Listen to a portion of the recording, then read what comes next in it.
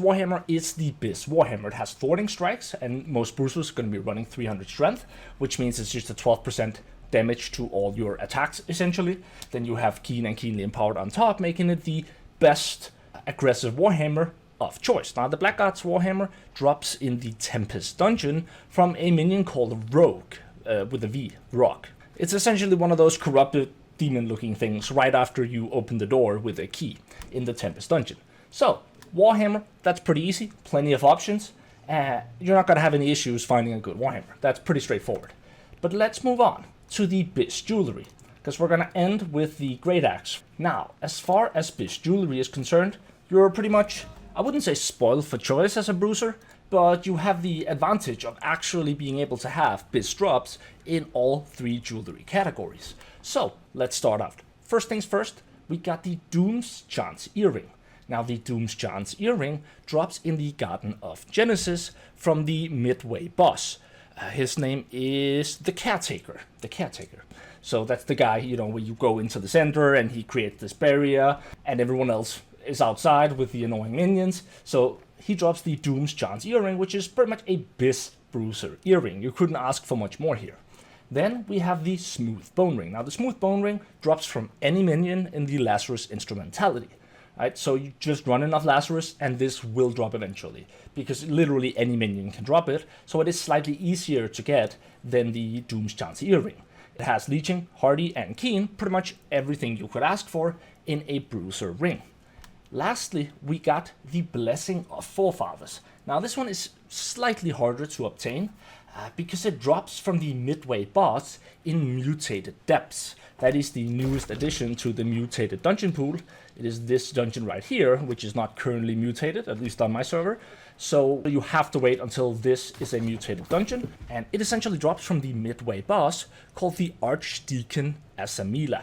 So that's the annoying guy in the middle who spawns a bunch of mines that explode, where you have to go out to either side to flash your assault staff in order to defeat him. And he drops the Blessing of Forefathers. But keep in mind that you can only get this in a relevant gear score by running Mutated Depths. I'm not even sure actually that there's a version of it in the normal depths. But in any case, you need to run the mutated version of the dungeon, whereas with both the 𝒮𝔬𝔢𝔯𝒮𝔮𝔲𝔞𝔡 earring and the Smooth Bone Ring, you can just run the regular version of those dungeons. Now, if you are in a situation where you're unable to run Mutated Depths, which after all is going to require that you have slightly better gear than running the regular version of Genesis and Lazarus, people are more prone to checking your gear score and such when you're running a mutated dungeon. For that reason, I thought I would include 3 different amulets that you can also go for, that you can farm slightly easier. And so for that reason, I went out and I farmed all 3 of these amulets for your convenience, okay? So first of all, we have the Chain of 𝒮𝔞𝔤𝔢𝔯𝒮𝔮𝔲𝔞.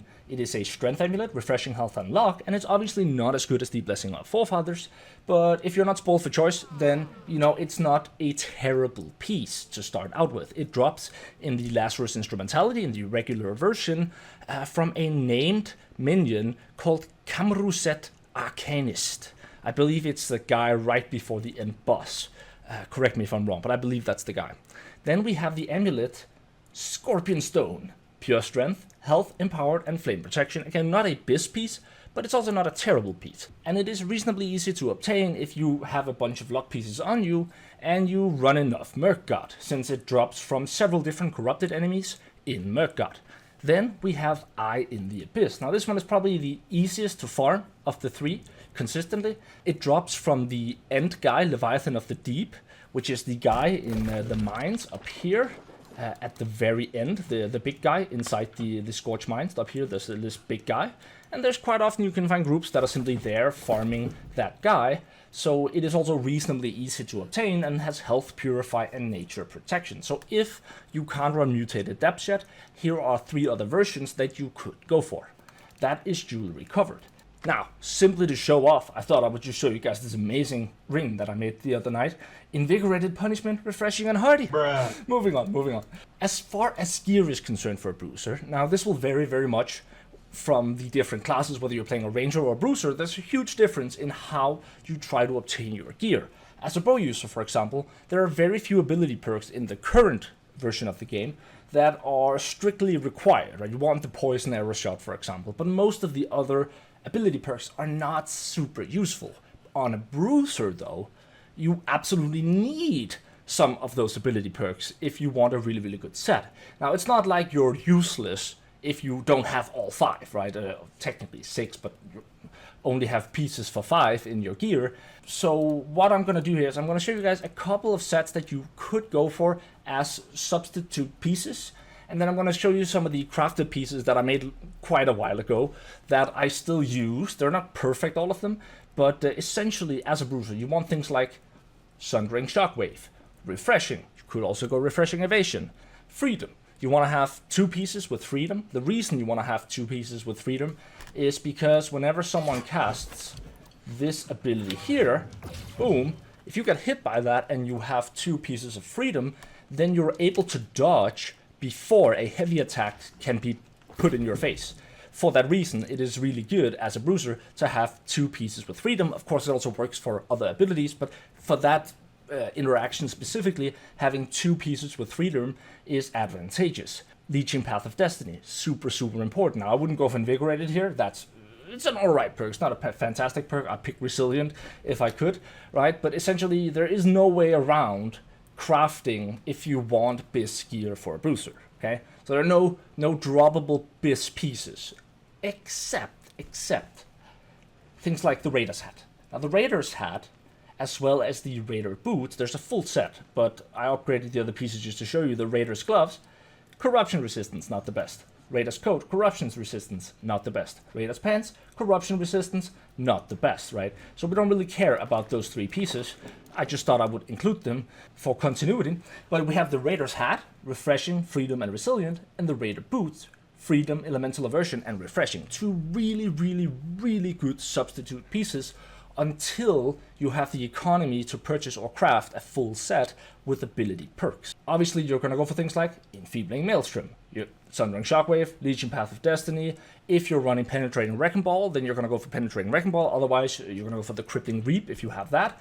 And of course, lastly, but not leastly, probably one of the most important ones, the Insatiable Gravity Well perk, which is reasonably expensive, right? And so you're looking for perks like Resilient, Freedom, Refreshing, Refreshing Evasion, on top of your ability perks. But crafting that is going to be expensive, buying it is going to be expensive, because Bruiser gear is very, very desirable and sells for quite a lot of gold. So that is why I included those Raider pieces as substitutes.